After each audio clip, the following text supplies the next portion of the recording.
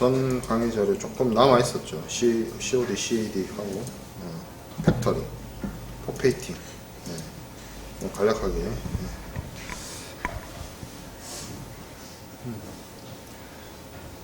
자, 팩터링 보도록 할게요. 팩터링이 자, 팩터링하고 우리가 약간 이게 묶을 수 있는 게 추신 공부할 때는 DP하고 DA, 물론 DP의 경우에 유산스 DP도 있었지만 어쨌든 자, CAD, COD 함께 이제 묶어서 생각해 볼 수 있는데 팩터링하고 또 뒤에서 살펴보게 될 포페이팅도 한번 여러분들이 묶어서 생각해 볼 수 있는데 요게 그렇게 차이점이 크진 않아요.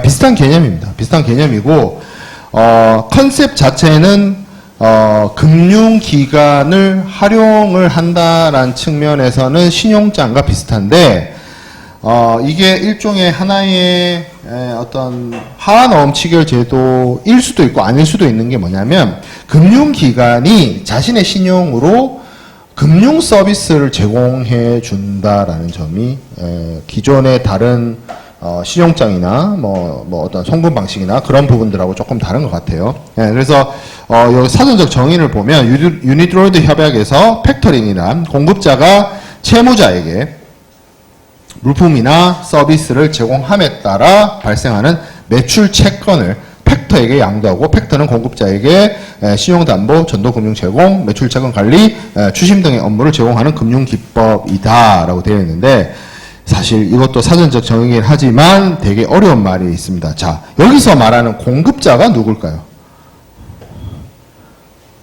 공급자. 수출자. 자, 채무자 누굴까요? 수입자겠죠. 그래서 매출 채권이란 말은 결국에는 뭐예요? 수출 수입 대금을, 그러니까 채무자 입장에서는 수입 대금이 되겠죠.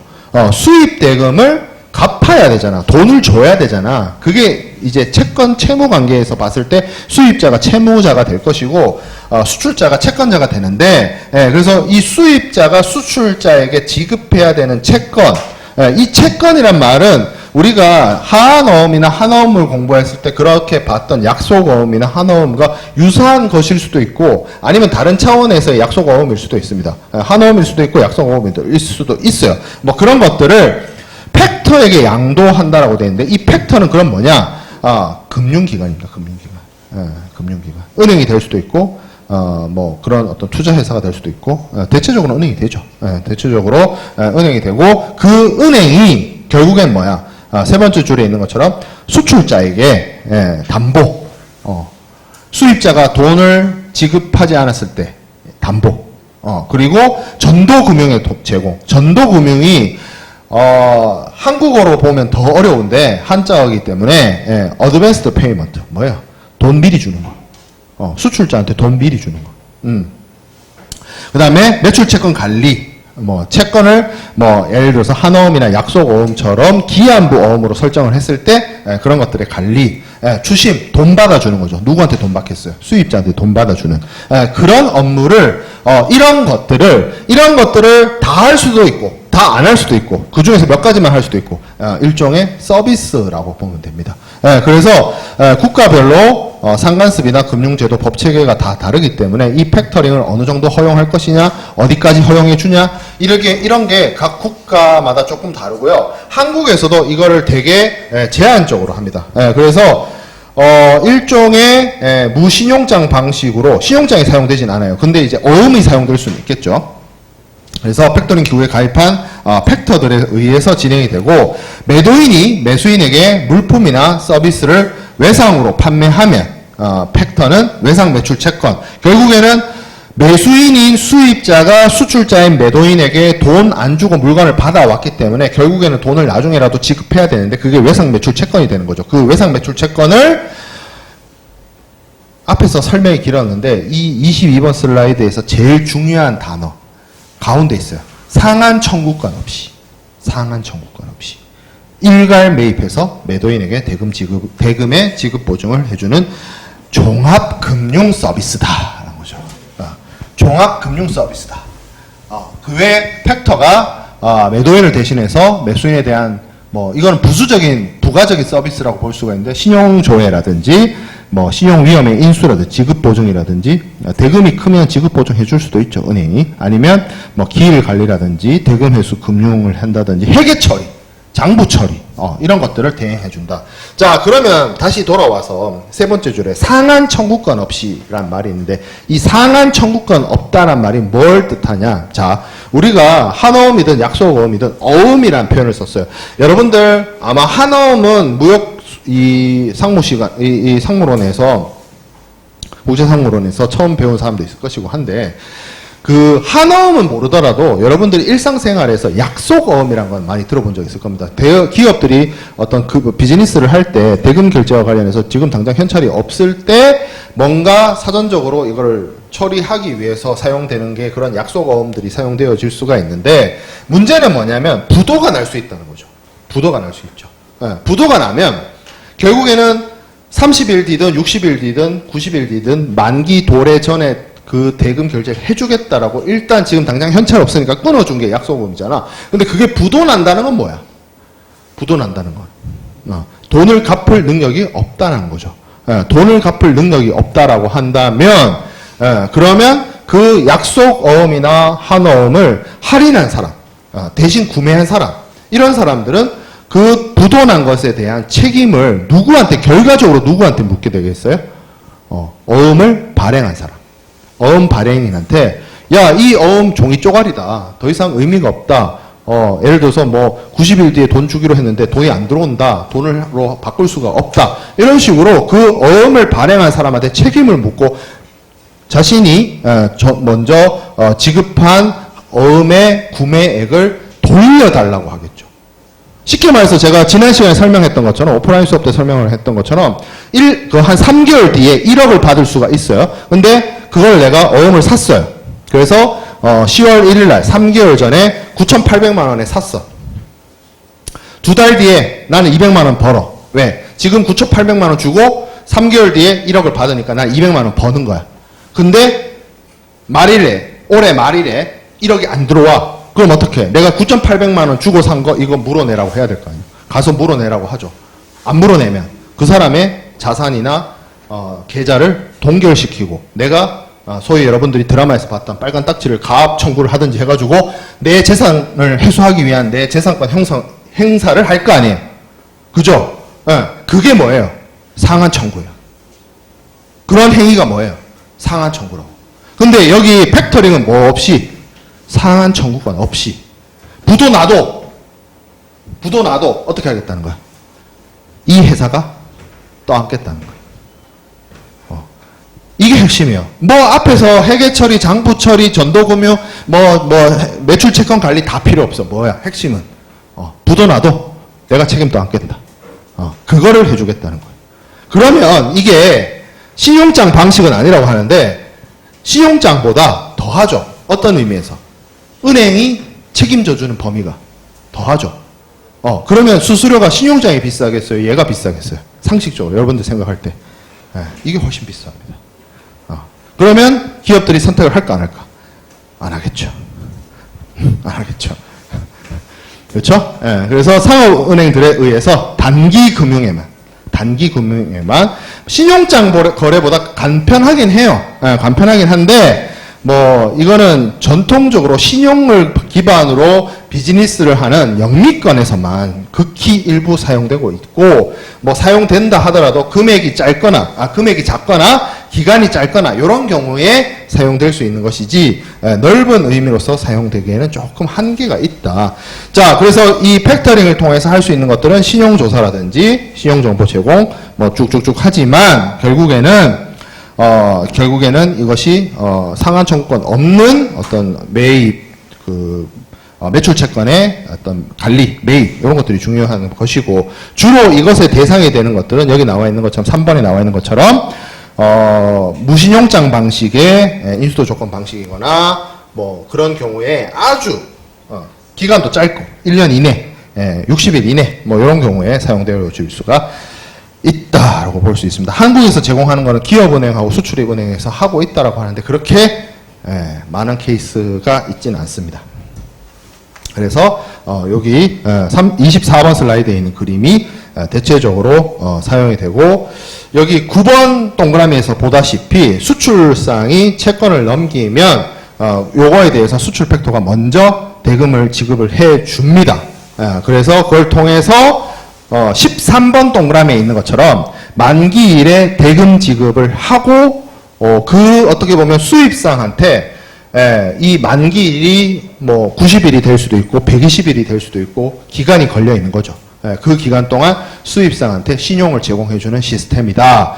수출상한테는 먼저 대금을 받아갈 수 있게 만들어준다. 근데 부도가 나더라도 다시 말하면 요 13번 동그라미에 있는 것처럼 만기가 도래해서 수입상이 대금 지급을 하지 않더라도 팩터는 수출상한테 돈 내놓으라는 소리를 하지 않는다. 자기가 위험을 또 안는다. 이렇게 이해하면 될 것 같습니다.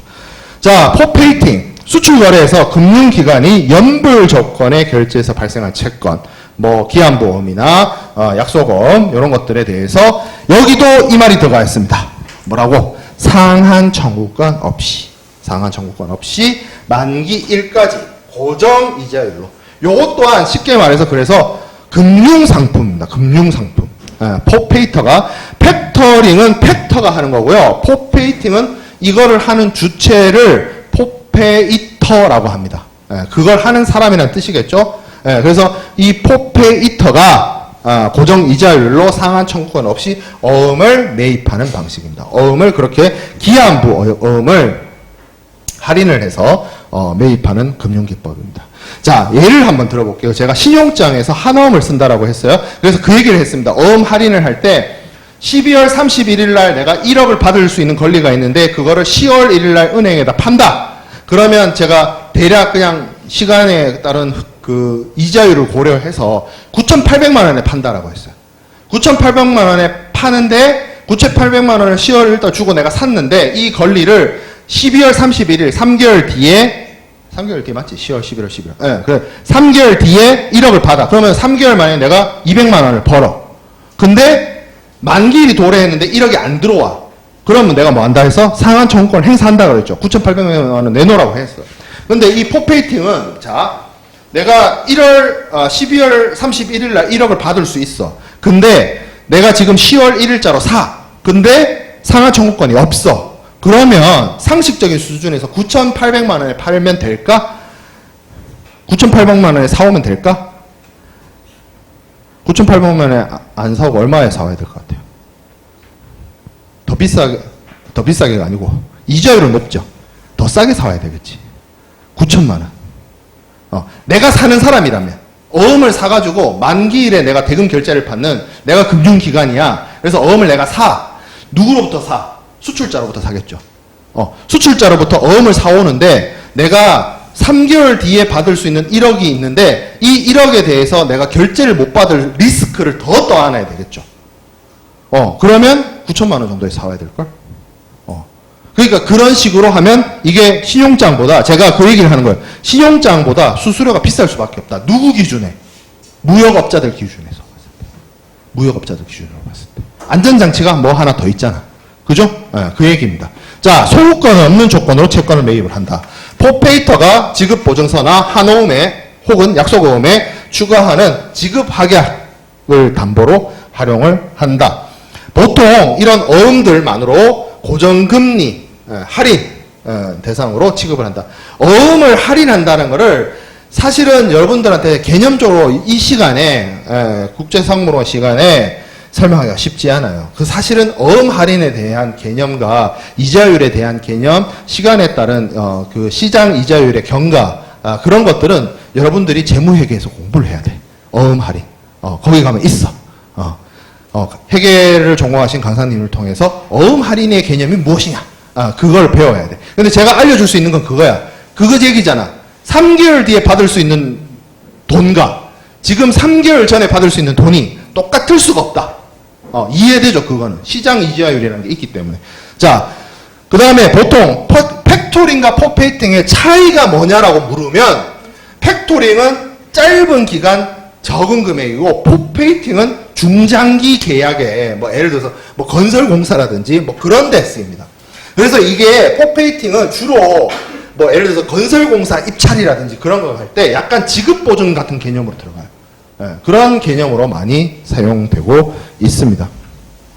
자, 그래도 포페이팅도 사용의 흐름에 따라서 이렇게 비슷해요. 비슷해서 어용 할인을 해서 지급을 하고 여기 지금 12번에 동그라미 12번에 있는 것이 이제 만기일이 도래했을 때 대금 지급을 하게 되는 거죠. 자, 그래서 팩토링과 포페이팅을 비교를 하면 팩토링은 좀 단기간, 포페이팅은 장기간, 그리고 두 개의 동시에 소유권 without recourse 할 수 있게. 물론 뭐 예외적인 경우도 있습니다만 대체적으로 두 가지 개념은 그렇다라는 거죠. 자, 그 다음에 이것을 취급하는 곳은 주로 금융기관이 취급을 한다라는 거죠. 매출채권에 대해서. 자, 그런 유사점이 있다. 한국에서는 여러 가지 이유로 잘 사용되지 않는다.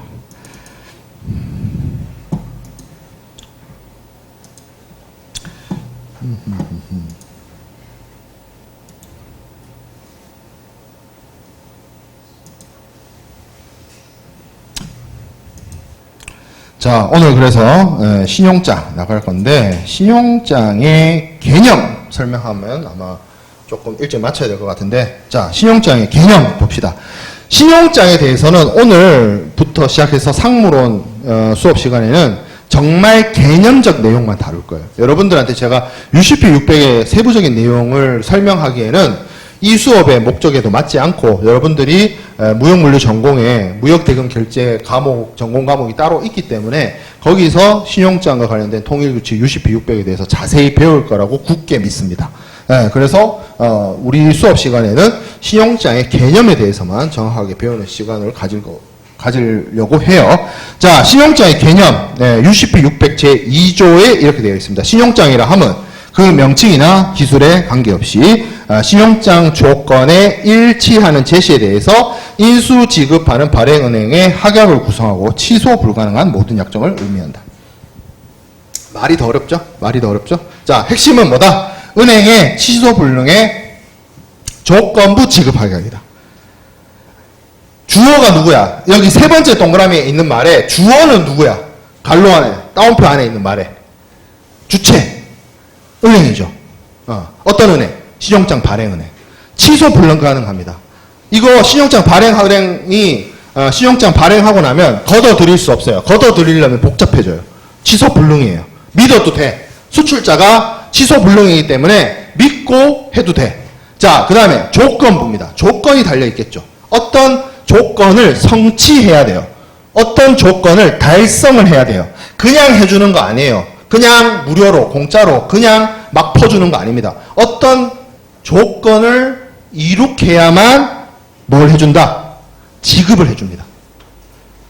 뭐를 지급해주겠어요? 무역 대금을. 대금을. 무역 대금의 결제를. 합약이란 말은 뭐예요? 확정적인 약속이라는 뜻이죠. 그러니까 쉽게 생각해보면 신용장 발행 은행이 절대 취소되지 않게 수출자한테 수출자가 조건만 달성하면 돈 주겠다, 대금 결제해 주겠다라고 하는 약속이에요. 신용장.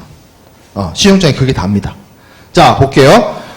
신용장은 매수인의 거래은행인 발행은행, 수입국에 있는 거래은행이 되겠죠. 수입자의 거래은행이죠. 그 거래은행이 신용장의 제조건, 신용장이라고 하는 게 letter of credit인데 처음에 지금 오늘날에는 전자문서화 되어 있지만 전통적으로는 편지 형식을 띱니다. 그 편지에 조건이 나열되어 있어요. 그 조건은 주로 어떤 기간이냐면 약속된 기간까지 신용장에 어떤 서류를 보내달라는 조건을 답니다. 그래서 그 조건을 충족하는 서류가 은행에, 신용장 발행은행에 어떻게 되면, 프리젠테이션 되면, 제시되면, 매도인에게, 여기서 수익자란 표현이 있는데, 수익자란 개념은 이 신용장 거래를 통해서 대금을 받는 사람이 수출자인 매도인이기 때문에 그래요. 이 매도인한테 이 신용장 발행은행이 대금을 지급해 주겠다는 것을 약속하는 증서, 약속하는 레터고, 그 레터는 취소 불가능합니다. 레터 오브 크레딧이. 그 개념이에요. 이 개념을 이해하면 충분히 이해할 수가 있습니다. 자, 그래서 신용장이 이제 발행이 되는데 수출국이 있고 수입국이 있습니다.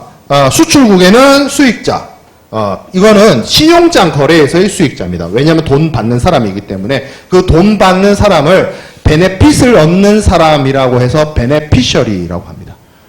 그래서 한국어로는 신용장상의 수익자 이렇게 표현합니다. 무역 거래에서는 매도인이자 수출자입니다. 운송 거래에서는 하주입니다. 그렇죠? 자, 수입국에는 매수인이 있습니다. 바이어가 있어요. 그리고 임포터, 수입자가 있어요. 근데 이 사람은 어플리컨트 이렇게 해요. 이게 뭐예요? 신용장을 만들어 달라고 요청하는 사람입니다. 신용장을 만들어 달라고 의뢰하는 사람입니다. 그래서 이 사람의 의뢰를 받아서, 이 사람의 요청을 받아서 신용장을 발행하는 은행이 주로 수입국에 위치한 수입자의 거래은행이 발행을 합니다. 이 사람을 신용장 발행은행이라고 하기도 하고 신용장 개설은행이라고도 합니다. 신용장을, 왜 발음이 안 돼? 신용장을 발행을 한다. 이슈잉 한다라고 해서 이슈잉 뱅크라고 하기도 하고, 신용장을 일종의 어카운트라고 봐서 계좌를 오픈한다는 개념으로 개설은행이라는 표현도 써요. 그래서 오프닝 뱅크라는 표현도 씁니다. 이슈잉 뱅크든 오프닝 뱅크든 얘를 말하는 거예요. 얘를 말하는 거예요. 자, 그럼 걔가 어떤 거를 만든다? 신용장을 발행을 합니다. 신용장은 앞서 얘기한 것처럼 레터 형식이에요. 레터 형식. 그래서 여기 지금 왼쪽 아래에 있는 것처럼 레터 오브 크레딧 이렇게 되어 있으면 첫 번째 뭐라고 얘기를 하고 있냐면 신용장의 제조건. 이 신용장에 여러 가지 기본 조건이 있고 그거 아니더라도 신용장 통일규칙 UCP 600 그리고 국제표준은행 간행이라는 게 있는데 말 그대로 예전에는 이게 하나의 뭐 은행 간행처럼 간습법적으로 내려오는 그런 룰이나 그런 것들을 취급하는 기준들을 이야기를 하는 부분이 있었는데 오늘날에는 UCP 600을 제정한 국제상업회의소가 아예 자기들이 이런 것들을 모아놨어요. ISBP라고 해가지고 하나의 텍스트화된 규정으로 만들어 놓은 게 있습니다. 그래서 그 ISBP 그런 것들의 규정하고 일치하는 서류를 제시하는 것을 조건으로 합니다. 그리고 그 조건에 충족하는 그러한 서류가 제시되면 서류하고의 상한으로 은행이 지급을 하겠다라고 하는 것을 약속하는 것이 신용장의 핵심이다라고 볼 수가 있습니다. 자, 그러면 신용장이 그렇게 발행이 되는데 신용장의 전체적 흐름과 전체적 그림은 4번 슬라이드에서 우리가 살펴볼 수가 있어요. 그리고 이 흐름은 한번 우리가 꼼꼼하게 쫓아서 이해를 한번 해봅시다. 여러 가지 주체가 등장을 합니다. 여기 셀러, 매도인, 다른 말로 익스포터, 그렇죠? 그리고 이 사람이 신용장상의 수익자가 되는 것이고 이쪽에 바이어가 있습니다. 임포터가 있죠. 그리고 신용장 발행 의뢰인이 있습니다. 이 두 사람의 무역 계약 체결로 인해서 모든 이야기가 시작이 되죠. 그래서 매매 계약이 체결이 됩니다. 첫 번째, 이 두 사람 사이에서 매매 계약이 체결이 된다. 우리 앞부분에 배웠던 내용으로 돌아가 봅시다. 잉커텀스 전에 배웠던 내용에 이야기할 때 뭐 있었어요? 청약과 승낙? 그리고 청약과 승낙을 할 때 무역의 기본 조건이 있었어요. 뭐 있었어요? 품질 조건, 수량 조건, 가격 조건, 대금 결제 방법, 선적 시기, 뭐 이런 거 쭉 있었죠. 다 논의를 했겠죠. 어떻게 하자고. 운송 방식은 해상 운송으로 하고 대금 결제는 신용장으로 하기로 합의를 한 거예요. 그렇겠죠. 송금 방식으로 대금 결제를 하기로 합의를 했으면 이 그림이 안 나옵니다. 이 그림이 나오는 이유는 이 매매 계약에서 수출자와 수입자가 해상 운송 방식의 신용장 대금 결제, 다시 말하면 하한어음 치결 방식으로 대금 결제를 하기로 했기 때문에 이 그림이 나와요. 자, 1번을 통해서 그래서 매매 계약이 체결이 됐습니다. 자, 이제 각자 이행을 합니다. 매매 계약의 내용을 이행을 하죠. 수출자는 뭘 해야 되느냐? 물건을 만들던지, 뭐 물건을 사오던지, 뭐 해야 될 겁니다. 그렇죠? 수출자가 할 일은 물건을 준비하는 거죠. 자, 수입자가 해야 될 일은 대금 결제 방식을 신용장으로 하기로 했기 때문에 신용장을 개설을 해야 돼요. 여기 2번이 여기 있습니다. 그래서 수입자이자 매수인이자 신용장의 발행 의뢰인으로서 이 사람이 자신의 거래은행에게 신용장 발행을 의뢰를 합니다. 신용장 발행은행이 여기서 중요한 건 공짜로 해줄까요? 수수료 받습니다. 조건을 요구하기도 합니다. 그리고 거래 관계나 이게 그 담보를 요구하기도 합니다. 은행에 따라서, 경우에 따라서. 내가 널 뭘 믿고 지급 약속을 해주냐? 담보 내라. 뭐 이렇게 하기도 합니다. 그렇게 해서 신용장이 개설이 됩니다. 이 사람은, 그러니까 수입자는 이거를 하고 있는 동안 이 사람은 계속 뭐 하고 있어야 돼요? 물건 만들거나 물건을 사오거나 뭘 하고 있어야 되는 거예요. 계속. 자, 그런 다음에 신용장이 오프닝 됐어요. 이슈잉 됐어요. 그럼 뭐예요? 알고 있어야 될 거 아니야. 그래서 신용장이 발행되었다는 것을 알려줍니다. 그러면 얘가 직접 알려줄 수도 있어요.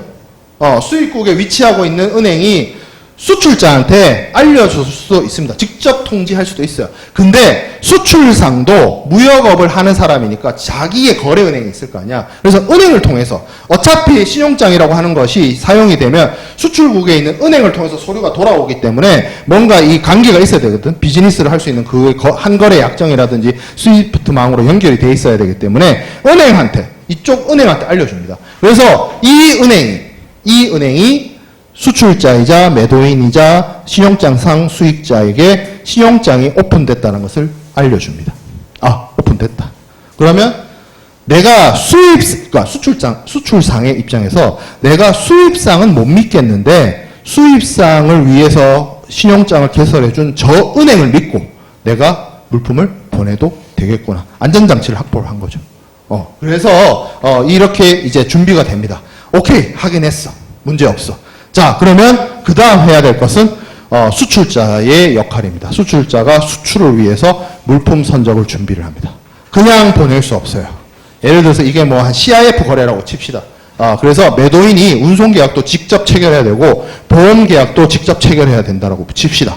자, 그래서 두 개를 다 준비를 합니다. 물품을 선적을 하고, 물품을 선적하면 이 선박회사, 운송회사가 선화증권을 발행을 해줄 겁니다.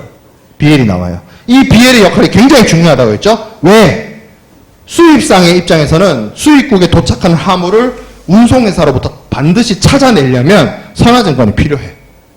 그리고 이 선화증권이 쉽게 말하면 신용장을 통해서 혹은 추심 방식을 이용하더라도 하한어음 치결 제도에 있어서 대금 결제를 유도하는 핵심적인 인질이니까 선화증권이 나와요. 자, CIF 거래이기 때문에 보험증권도 필요해요. 매도인이 매수인을 위해서 보험계약을 들어줘야 되니까. 보험회사랑 보험계약을 체결하고 보험증권을 받아냅니다. 자, 그리고 뭘 만들어야 돼요? 우리가 대금 결제와 관련해서, 무역 대금 결제와 관련해서 첫 시간에 배운 거, 화한어음. 그 중에서 한어음, Bill of Exchange.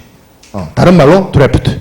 그거를 만듭니다. 그래서 이 사람이 제가 드래프트를 발행하는 사람이라고 해서 뭐라고 얘기를 했어요? 어음 발행인, 영어로 드로워. 드로워 역할을 수행을 하는 거죠. 자, 그래서 하한어음, 드래프트하고 선적 서류를 인질로 딸려서 그 인질에는 주로 뭐가 있어요?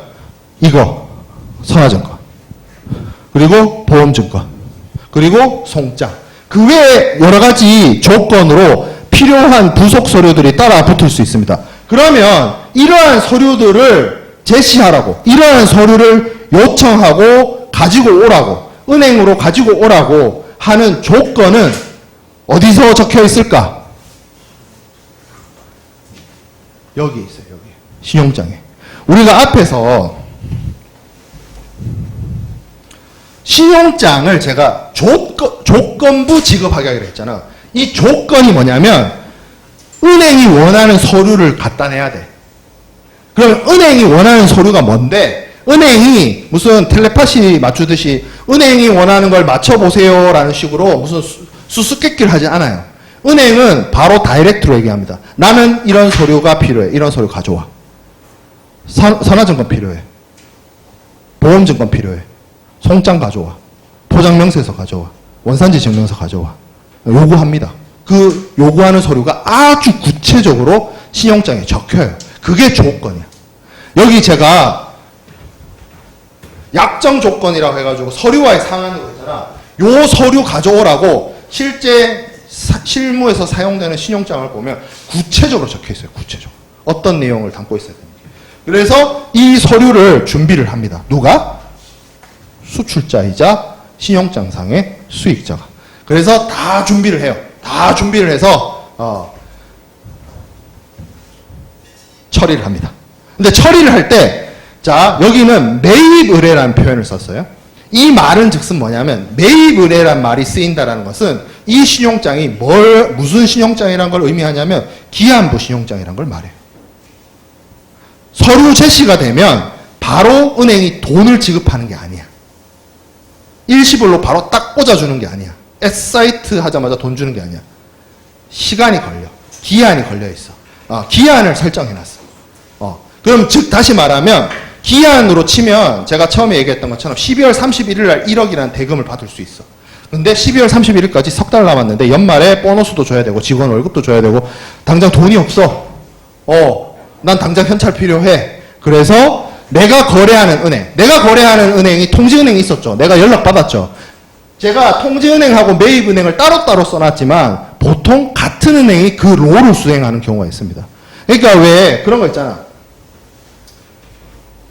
똑같은 사람인데 이 행동을 하면 이렇게 불리고 저 행동을 하면 저렇게 불릴 수 있잖아. 하나의 은행인데 수익자한테 통지의 역할을 수행하는 통지은행이고 수익자에게 내가 어음을 매입을 해주면 매입은행이에요.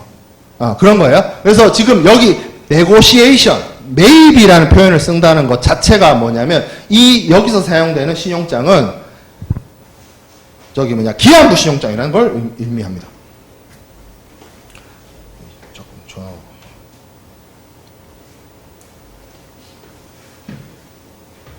자, 그래서 이거를 통해서 우리가 알 수 있는 부분이 이거는 당장 바로 결제가 안 되는 거구나. 기한이 걸리는 거구나.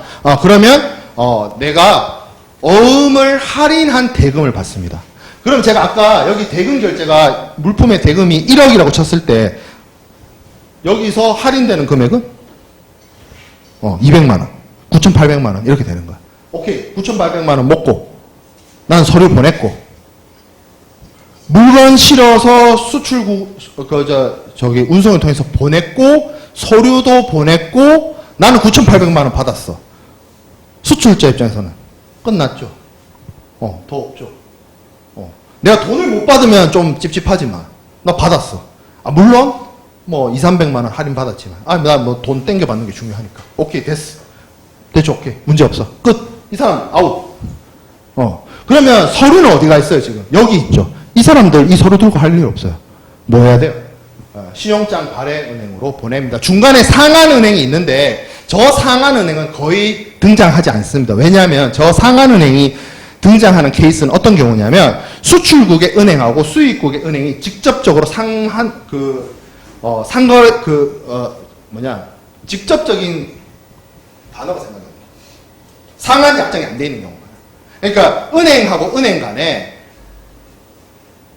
이렇게 이해할까? 여러분들 예를 들어서 내가 미국에 있는 사람한테 돈을 보낼 때 내 계좌에서 미국에 있는 은행으로 계좌를 보내잖아. 그러면 한국에 있는 은행이 그 돈을 이렇게 주머니에 이렇게 울러매고 미국행 비행기를 타서 주겠어요?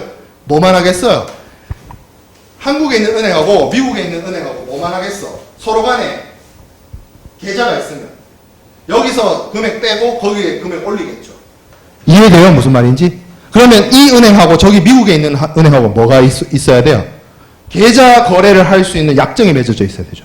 전 세계 주요한 은행들은 스위프트라는 망을 통해서 다 연결되어 있습니다. 그래서 여러분들이 굳이 미국의 은행에 보낼 때 내가 현찰을 바리바리 싸들고 하지 않아도 돼요. 그냥 서로 은행 간에 통신을 통해서 여기 계좌에서 제외하고 저기 계좌에 올립니다. 그러면 되잖아. 근데 옛날에는 그게 안 되던 국가가 있었어요. 어떤 국가들? 진영 논리로. 여러분들 태어나기 이전 얘기지만 동서냉전 시대 알죠? 국가 간에 수교가 잘 안 돼 있는 나라들이 있었어. 그러면 중간에 이걸 처리해주기 위한 은행들이 들어올 필요가 있었어. 지금도 그런 나라 있네. 어디? 저기 위에. 평양. 평양에 있는 은행하고, 평양에 은행이 있겠지. 없을 리가. 뭘 보내려면. 지금 돼요? 한국에 있는 은행으로 통해서 바로 보낼 수 있어요? 없어요. 그러니까 뭔가 그런 게 필요할 때나 등장하는 은행이에요. 그러니까 얘는 머릿속에서 지워도 돼. 그래서 점선으로 표시해놨어. 지워도 돼. 그래서 이 은행이 얘가 없다라고 하면 얘가 서류를 보냅니다. 그러면 여기에 어음이 있겠죠. 그냥 보내지 않습니다. 어음을 결제해줘야 돼요. 그래서 발행은행이 대금 결제를 해줘요. 그러니까 이 은행이 자기가 주도를 해서 지급 확약을 하겠다라고 하는 것은 12월 31일이 도래했을 때 1억을 갚겠다라고 하고 약속을 했어요. 어떤 약속? 서류를 보내주면. 그 서류가 가잖아. 이렇게 가겠죠. 가면 거기에 대해서 1억 대금 결제를 해줍니다. 끝. 여기서 신용장은 사실상 사용이 종료됩니다. 맞잖아. 신용장 발행은행이 서류를 가져오면 내가 대금 지급을 하겠다고 약속을 했어. 12월 31일 날 1억을 주겠다고 약속을 했어. 서류가 들어왔어. 신용장 발행은행이 돈 줍니다. 끝. 근데 무역거래는 안 끝났죠. 여기서 사실 신용장은 끝났어요. 신용장의 사용은 끝났습니다. 무역거래는 안 끝났죠. 누가 안 끝났어? 수입상이 안 끝났죠.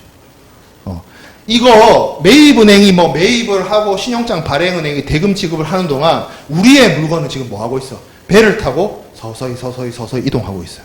그래서 목적지에 도착을 했어요. 수입항에 들어왔어. 수입항에 항구에 컨테이너 야대에 야적이 됐어. 이 물건 이거 어떡할 거야? 수입상이 가져가야 될 거 아니야. 수입상이 이 물건을 가져가기 위해서 뭐가 필요해? 선화증권이 필요해. 이미 수출상은 돈 받았고 끝났고 그 어음을 할인해서 구매했던 매입은행 끝났어요. 돈 받아갔어요. 신용장 발행은행 돈 지급 다 해줬어요. 근데 신용장 발행은행도 그 서류를 장기간 들고 있을 이유가 아무것도 없어. 그 사람 무역업자가 아니기 때문에. 어떻게 하면 돼? 신용장 나보고 만들어 달라고 했던 사람 빨리 와봐. 가져가. 가져가. 그래서 이 두 사람 사이에 서류 인수와 최종적인 대금 결제가 이루어집니다. 그러면 이때 선화증권이 이 사람한테로 오겠죠. 그리고 이 사람이 선화증권을 들고 운송업자를 찾아갑니다. 그리고 물건을 받아가요.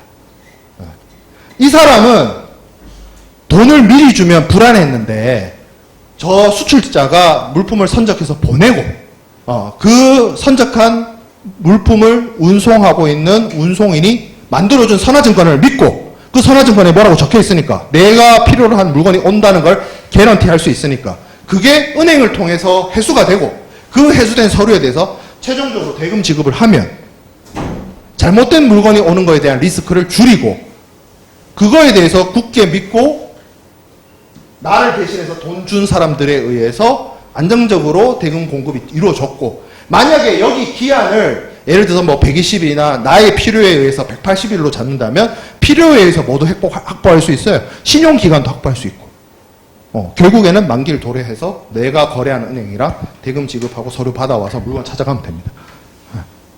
그러니까 모두가 해피하죠. 모두가 해피해요. 이게 신용장 거래예요. 제가 근데 차이점은 제가 요 매입은행이 등장한다는 것 자체가 이 신용장 거래 방식은 기한부 신용장을 사용하는 거래 방식이라고 했어요. 그러면 기한부 신용장을 사용하지 않고 S사이트, 일란부 신용장을 사용하면 어떻게 될까요? 여기 매입이라는 가정이 삭제됩니다. 바로 여기서 돈을 꽂아줍니다. 지급을 해줘요. 자, 근데 이런 경우도 있잖아. 만기일이 도래해서 대금을 주는 방식도 있지만 뭐 경우에 따라서는 이 신용장의 어음의 그 신용도를 제공하는 주체가 어음 그 자체에 있는 경우도 있을 수 있고 얘네들 둘이 사이에 있을 수도 있습니다. 그거에 따라서도 이게 인수신용장이냐 매입신용장이냐에 따라서 달라져요. 그러니까 큰 메커니즘은 같은데 뭐예요? 대금 결제를 바로 직접 해주냐 기한부를 걸어서 해주냐 그거에 따라서 이 신용장의 사용이 매입신용장이 될 수도 있고 인수신용장이 될 수도 있고 지급신용장이 될 수도 있습니다. 핵심은 그거예요. 메커니즘은 똑같아. 대금결제 방법의 시기의 차이. 이해되죠? 무슨 말인지. 자, 그러면 이제 다음부터 신용장의 여러 가지 원칙이나 특성들을 살펴볼 건데 오늘은 제가 잠깐만 여기 좀 끊고